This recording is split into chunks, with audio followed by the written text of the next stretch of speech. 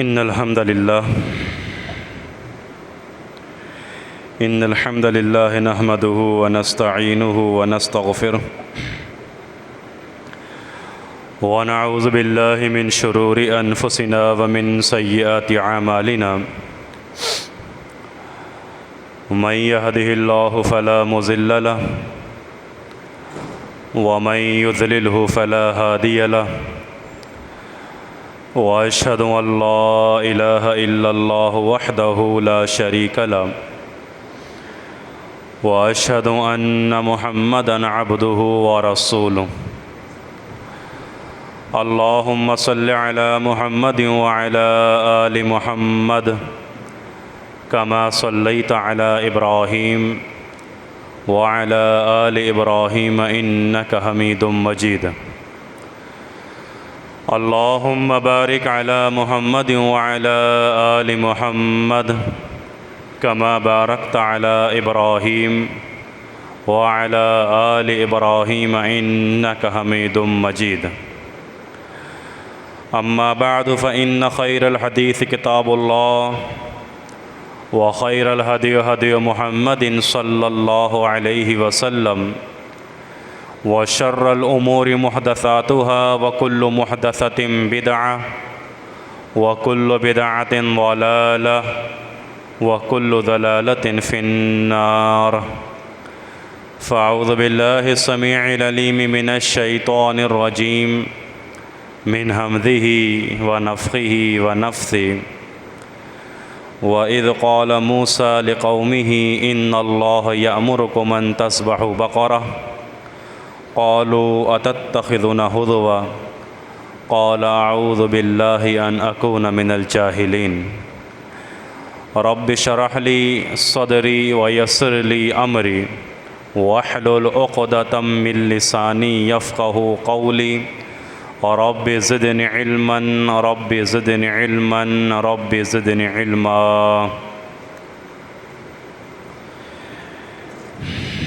تمام قسم کی تعریفات اللہ وحدہ لا شریک، مالک ارض و سما، خالق کائنات کے لیے ہیں،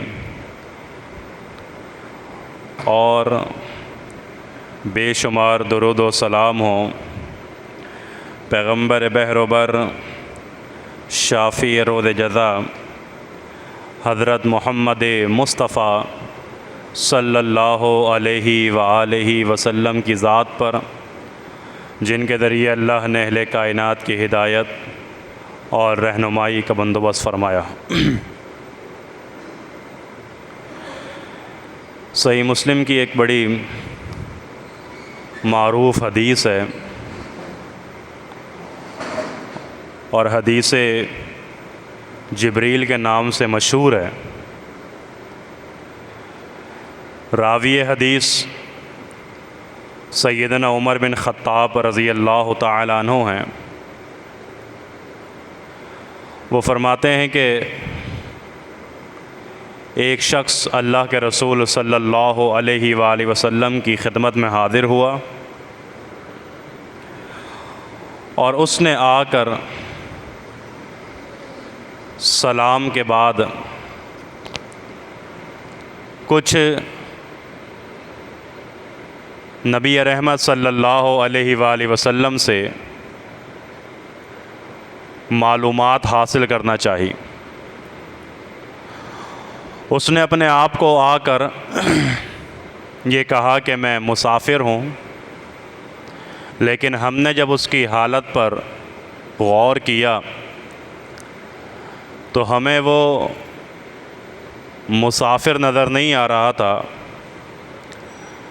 کیونکہ اگر مسافر ہوتا تو چہرے پر، بالوں پر، کپڑوں پر کوئی گرد و غبار کے آثار نمایاں ہوتے،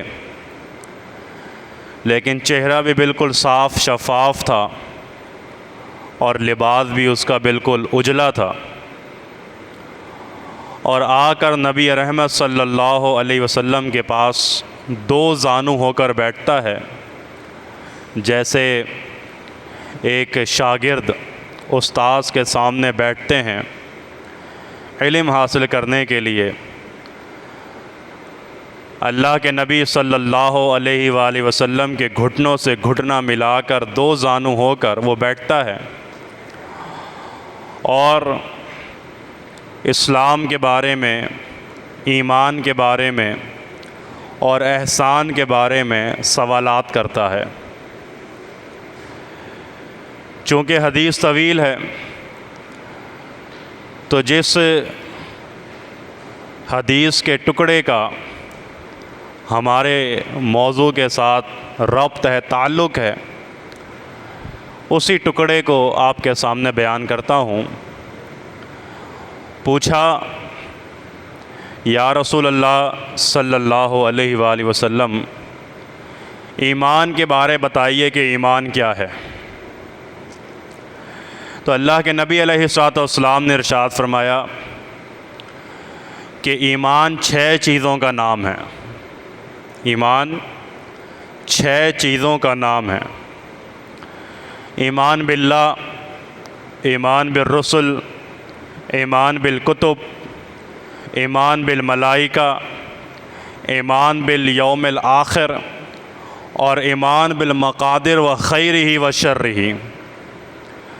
اللہ پر ایمان، اس کے رسولوں پر ایمان، اس کی کتابوں پر ایمان، قیامت کے دن کے اوپر ایمان، فرشتوں پر ایمان اور ہر اچھی اور بری تقدیر پر ایمان، یہ ایمانیات ہیں اور یہ ارکان ایمان ہیں۔ گفتگو کو آگے بڑھانے سے قبل ایک نقطہ آپ دوستوں کے ذہنوں میں بٹھانا چاہتا ہوں۔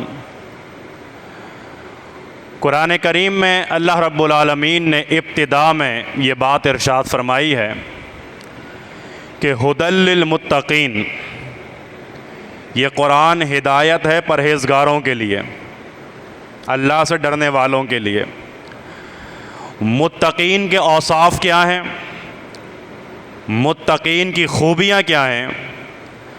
آگے آیت میں اللہ نے بیان کی، اور پہلی خوبی اور صفت جو بیان کی متقین کی وہ یہ کہ الذین یؤمنون بالغیب، کہ یہ اندیکھی چیزوں پر ایمان لے کر آتے ہیں۔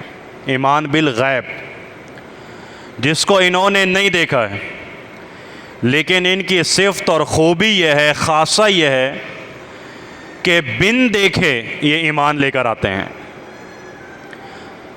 آئیے واپس حدیث پر۔ یہ 6 ایمانیات جو آپ کو گنوائے گئے ہیں حدیث میں، اللہ کے نبی صلی اللہ علیہ وسلم نے، ان 6 کے 6 ایمانیات کا تعلق ایمان بالغیب سے ہے، اور ایمان بالغیب صفت ہے متقین کی۔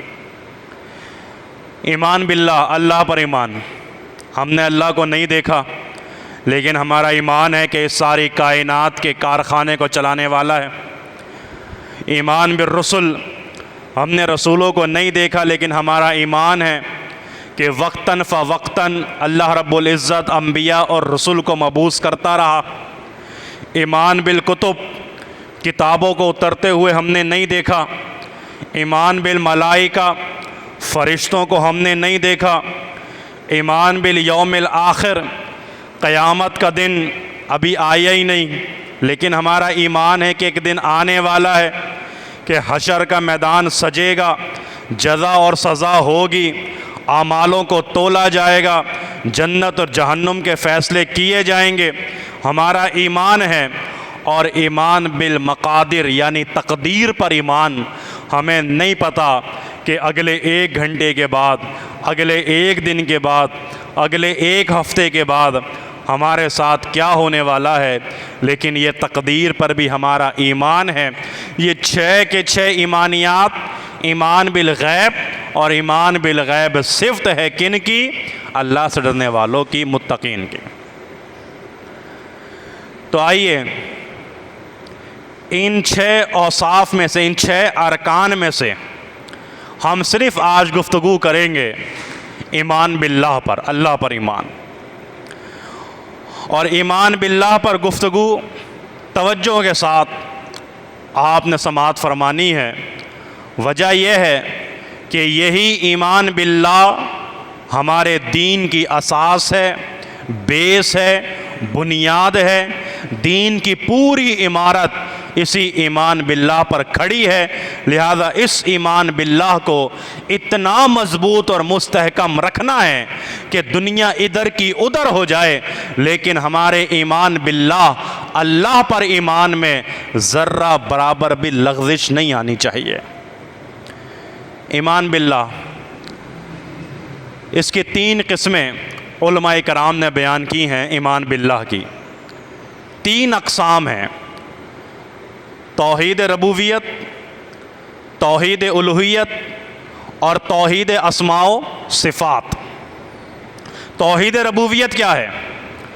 توحید ربوبیت کا معنی یہ ہے کہ اللہ رب العزت کو تنہا خالق، تنہا مالک اور تنہا رازق سمجھنا، یہ توحید ربوبیت ہے۔ صرف خالق نہیں، مالک نہیں، رازق نہیں، بلکہ وہ اللہ تنہا خالق، تنہا مالک اور تنہا رازق ہے، یہ توحید ربوبیت ہے۔ توحید الوہیت کا مطلب یہ ہے کہ اس کائنات میں اللہ رب العزت ہی ہے جو معبود برحق ہے۔ معبودان باطلہ تو بہت سارے بنائے ہوئے نا، لیکن معبود برحق جس کے سامنے اپنے جبین نیاز کو جھکانا ہے، سجدہ کرنا ہے، یعنی عام لفظوں میں یہ کہہ لیں کہ اگر اس کائنات میں کوئی عبادت کے لائق کوئی ذات ہے تو وہ اللہ رب العالمین کی ذات ہے۔ یہ توحید الوہیت ہے۔ مختصر تعارف بیان کر رہا ہوں توحید کا۔ ربوبیت کا سن لیا، الوہیت کا سن لیا، اب توحید اسماء و صفات۔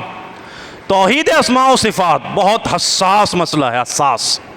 اس کی وجہ یہ ہے کہ اللہ رب العزت کے جو اسماء و صفات ہیں، جو قرآن میں اور حدیث میں بیان کیے گئے ہیں، اس کو کس طرح سے ماننا ہے، کس طرح سے تسلیم کرنا ہے۔ مثال کے طور پہ سورہ ملک 29واں سپارہ، اللہ فرما رہا ہے تبارک الذی بیدہ الملک وہو علی کل شیء قدیر۔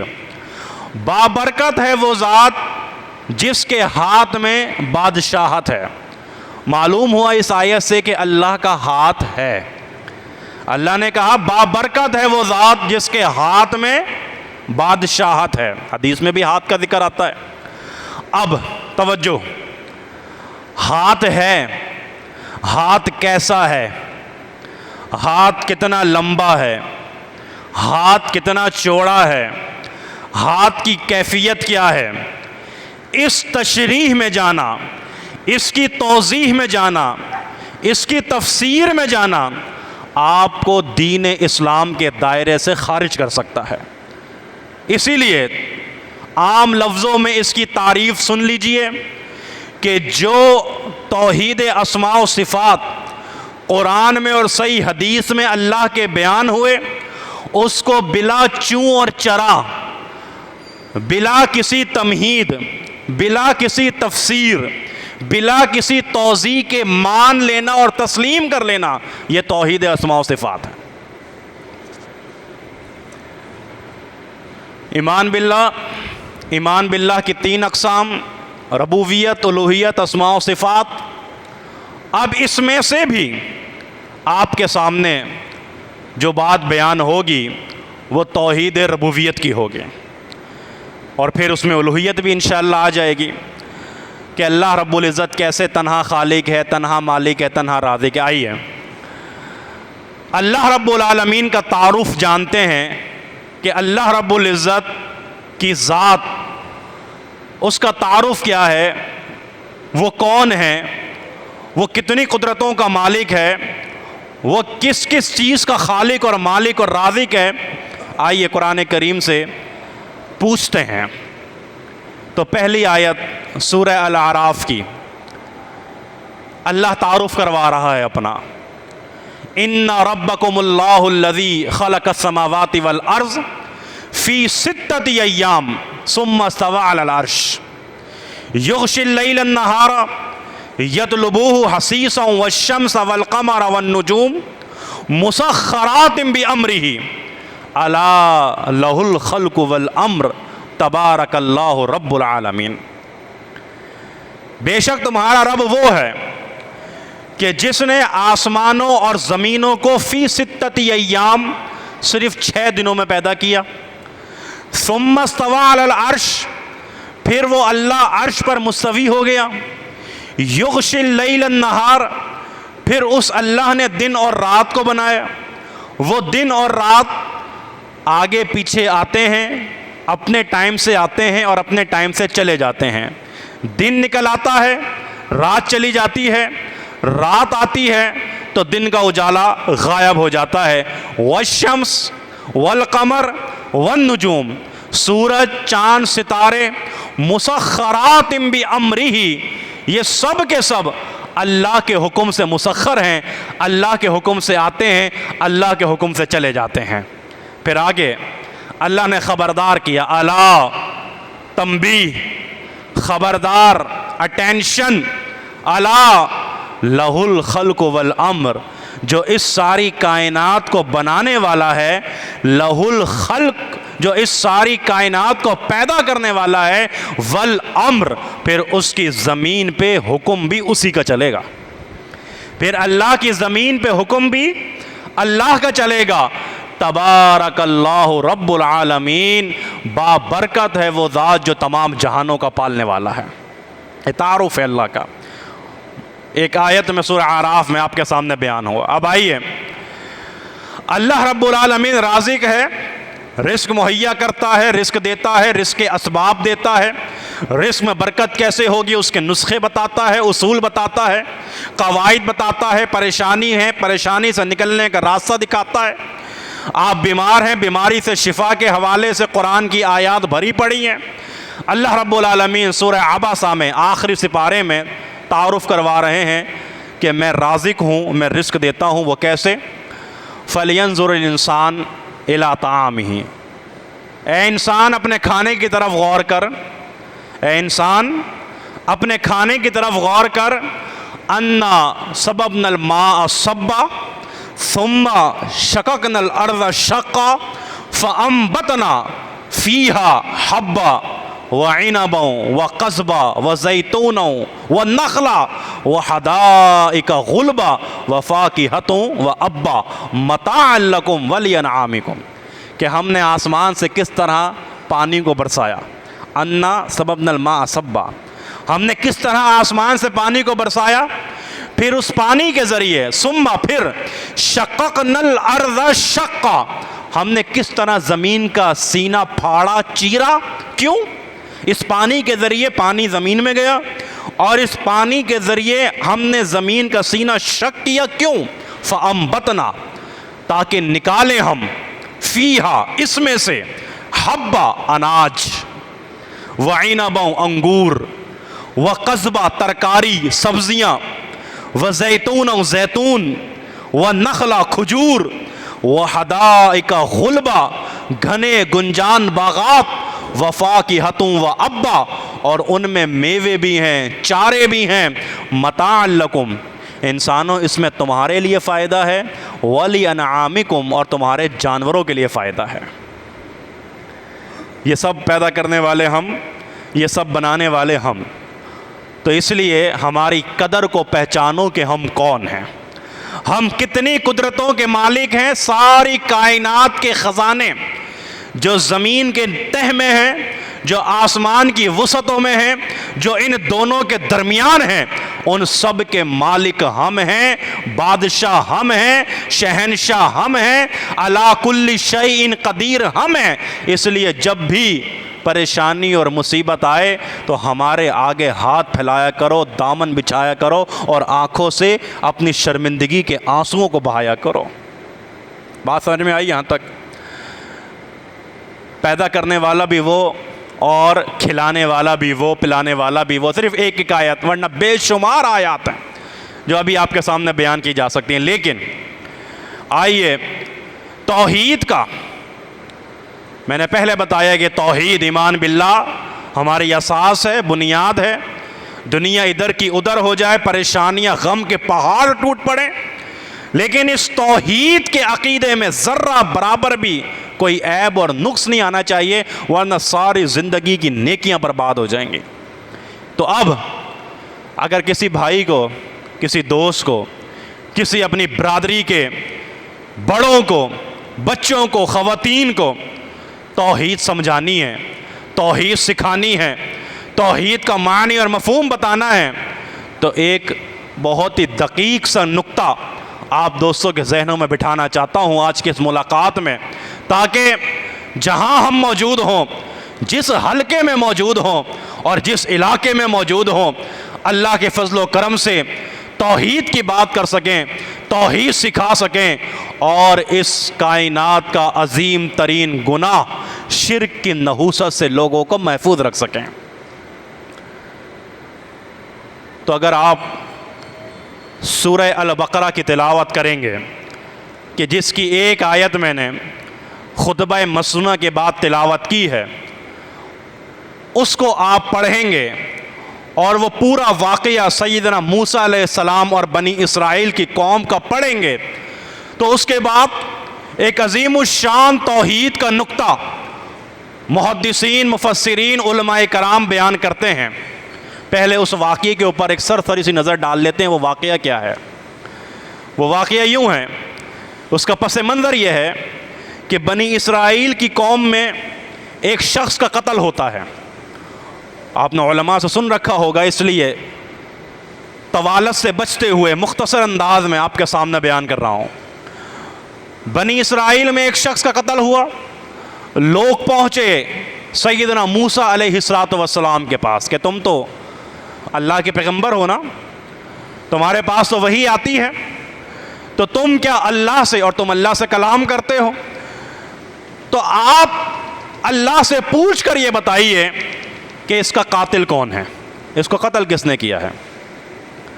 جواب سنیے گا موسیٰ علیہ السلام کا۔ موسیٰ کا جواب یہ تھا، قرآن میں اللہ نے نقل کیا، وَإِذْ قَالَ مُوسَىٰ، جب موسیٰ نے کہا لِقَوْمِهِ، اپنی قوم سے، کہ إِنَّ اللَّهَ يَأْمُرُكُمْ أَن تَذْبَحُوا بَقَرَةً، بے شک اللہ تم کو حکم دیتا ہے کہ تم گائے کو ذبح کرو۔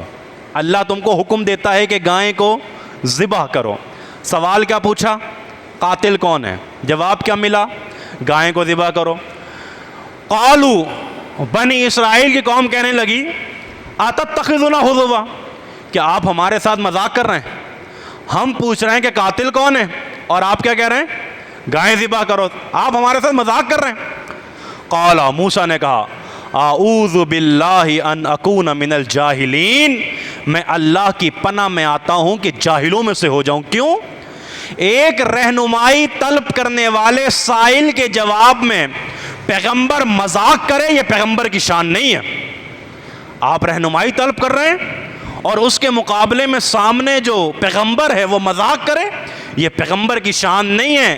اس لیے پیغمبر نے کہا، اعوذ باللہ ان اکون من الجاہلین، میں اللہ کی پناہ میں آتا ہوں کہ جاہلوں میں سے ہو جاؤں۔ اسی لیے آج بھی اگر کوئی اللہ کے دین کے احکامات کا مذاق اڑاتا ہے، داڑھی کا، پردے کا، ٹخنوں سے پائنچے اوپر کیے ہوئے کا، یا اور بھی جو دیگر دینی تعلیمات ہیں، اگر اس کا مذاق اڑاتا ہے تو ایسے لوگ جاہل ہیں، اور ایسے جاہلوں سے اللہ کی پناہ مانگنی چاہیے۔ انہوں نے کہا، اعوذ باللہ ان اکون من الجاہلین، میں اللہ کی پناہ میں آتا ہوں کہ جاہلوں میں سے ہو جاؤں۔ اس کے بعد کہنے لگے، اچھا ٹھیک ہے موسیٰ، ہم گائیں کو ذبح تو کر لیں گے، لیکن وہ گائیں ہونی کیسی چاہیے؟ وہ گائیں کیسی ہونی چاہیے یہ بھی تو ذرا بتایا جائے نا ہمیں۔ اللہ اکبر۔ موسیٰ علیہ السلام نے فرمایا کہ وہ گائیں ایسی ہو کہ جو نہ زیادہ موٹی ہو اور نہ زیادہ پتلی ہو، وَكَانَ بَيْنَ ذَلِكَ قَوَامًا، بلکہ ان دونوں کے درمیان اعتدال ہو، ان دونوں کے درمیان اعتدال ہو۔ پھر کہنے لگے، اچھا یہ تو سمجھ میں آ گیا، لیکن مَا لَوْنُهَا، اس کا کلر کیسا ہو، اس کا کلر کیسا ہو، رنگ کیسا ہو؟ موسیٰ نے کہا، انہا بقرۃ صفراء فاقع لونھا تسر الناظرین، زرد رنگ، صاف رنگ، ایسا چمکیلا رنگ ہو، ایسا خوبصورت رنگ ہو کہ تسر الناظرین، دیکھنے والوں کو خوش کر دے کہ واہ کیا رنگ ہے، کیا کلر ہے۔ اس کے بعد کہنے لگے اے موسیٰ ان البقرہ تشابہ علینا، ایسی گائیں تو اللہ کی زمین پہ پتہ نہیں کتنی ہیں، ایسی گائیں تو بہت ساری ہیں، کوئی اور حقیقت، کوئی اور ماہیت اس کی واضح کیجئے۔ وَإِنَّا إِن شَاءَ اللَّهُ لَمُهْتَدُونَ، اور اگر اب اللہ نے چاہا تو ہم ہدایت یافتہ ہو جائیں گے، یعنی ہم اللہ کے حکم کی پیروی کر لیں گے۔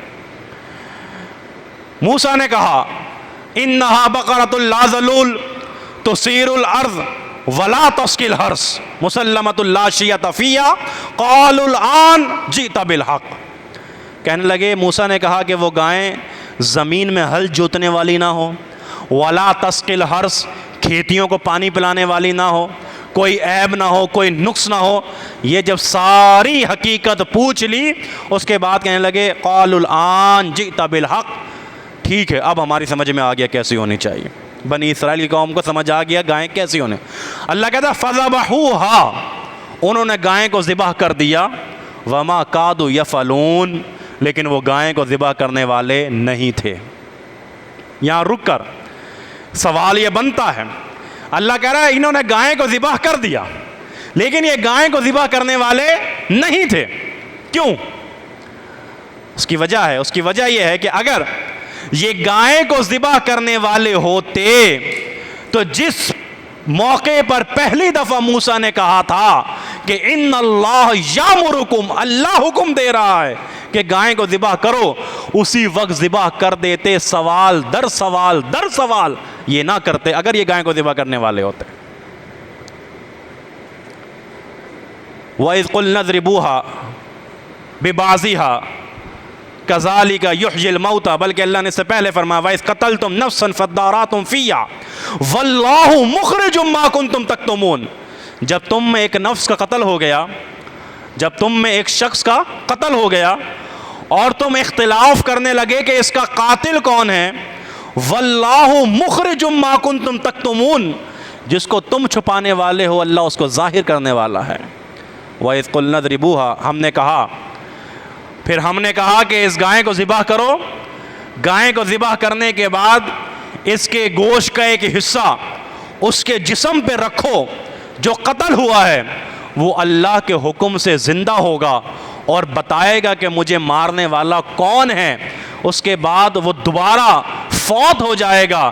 آگے اللہ فرماتا ہے کذالک، اللہ فرماتا ہے وَيُرِيكُمْ آیَاتِهِ، اللہ اکبر، اللہ رب العزت تم کو اپنی نشانیاں دکھاتا ہے تاکہ تم عقل سے کام لو۔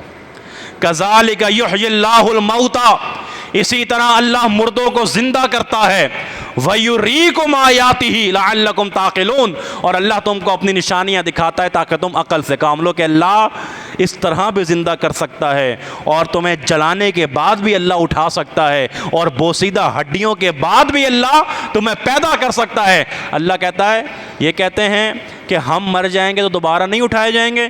اللہ نے کہا انتم اشد خلقا ام السماء بناها رفع سمکہا، کیا تم تخلیق میں میرے لیے مشکل ہو؟ کیا تخلیق میں تم مشکل ہو یا یہ آسمان تھا کہ جس کو اللہ نے بغیر ستونوں کے کھڑا کر دیا؟ کیف تکفرون باللہ، تم کیسے اللہ کا انکار کرتے ہو؟ وکنتم امواتا، تم تو مردہ تھے، فاحیاکم، اللہ نے تم کو زندہ کیا، ثم یمیتکم، اللہ تم کو پھر مار دے گا، ثم یحییکم، اللہ تم کو پھر زندہ کرے گا، ثم الیہ ترجعون، پھر تم سب لوٹ کے اللہ کی طرف آؤ گے۔ قصہ تمام ہوا۔ سورہ البقرہ آپ نے سن لیا مختصر انداز میں، نقطہ کیا ہے، توحید کیا ہے۔ اللہ اکبر، توجہ کے ساتھ، یہی خطبے کا خلاصہ ہے، سن لیجئے۔ اس نقطے کو بیان کرنے سے پہلے ایک سوال اپنے ذہنوں میں بٹھائیے اور جواب سوچئے۔ سوال یہ ہے کہ بنی اسرائیل کی قوم کو اللہ نے گائیں ہی ذبح کرنے کا حکم کیوں دیا؟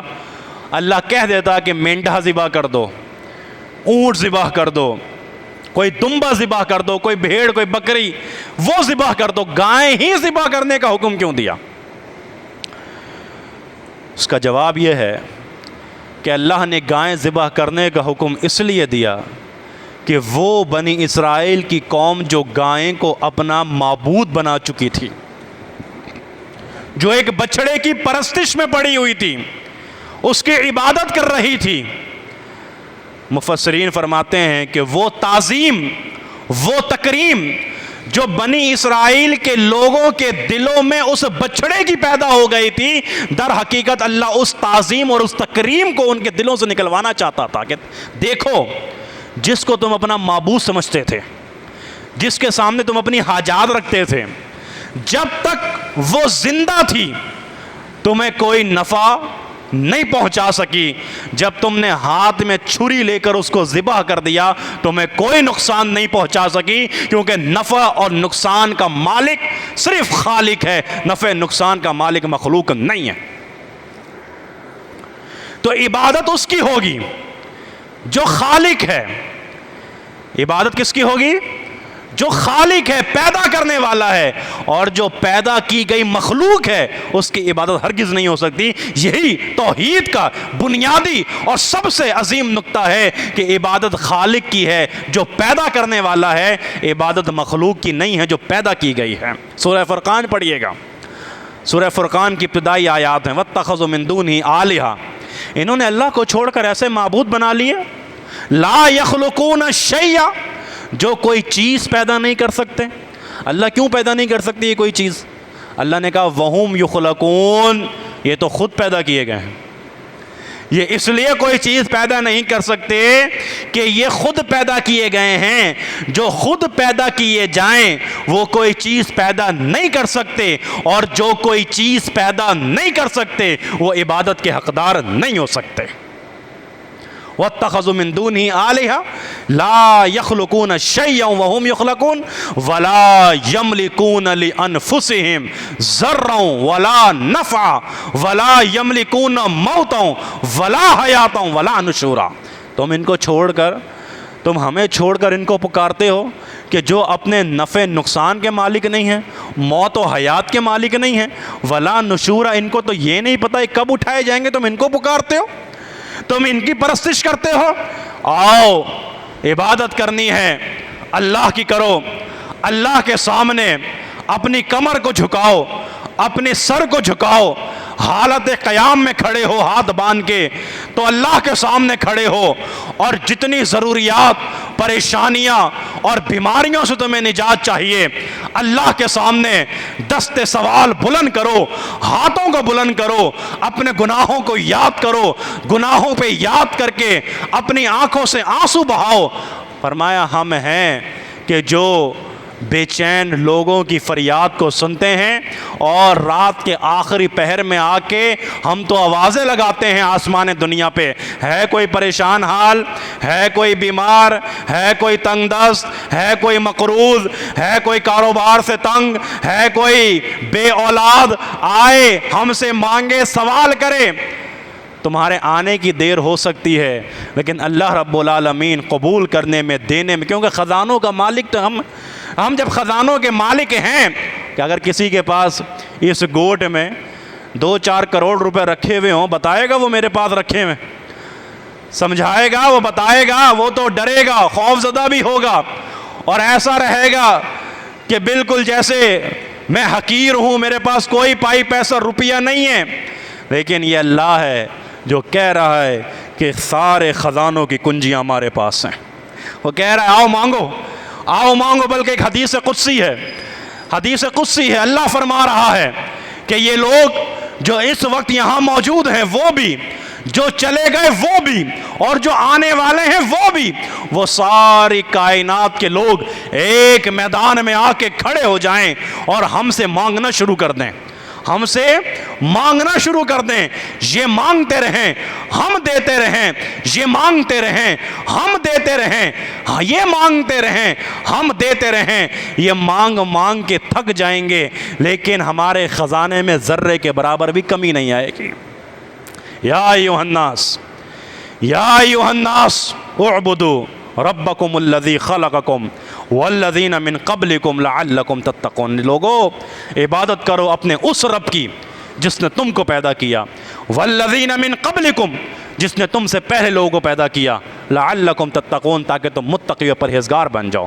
عبادت کرو اپنے اس رب کی، الذی جعل لکم الارض فراشا والسماء بناء وانزل من السماء ماء، کہ جس نے تمہارے لیے زمین کو فرش بنایا، آسمان کو چھت بنایا، اور آسمان سے اللہ نے پانی کو برسایا، اس پانی کے ذریعے تمہارے لیے پھلوں کو نکالا، رزق نکالا۔ فلا تجعلوا للہ، فلا تجعلوا للہ، پھر اس اللہ کے ساتھ کسی کو شریک نہ بناؤ، اس اللہ کے ساتھ کسی دوسرے کو شریک نہ بناؤ۔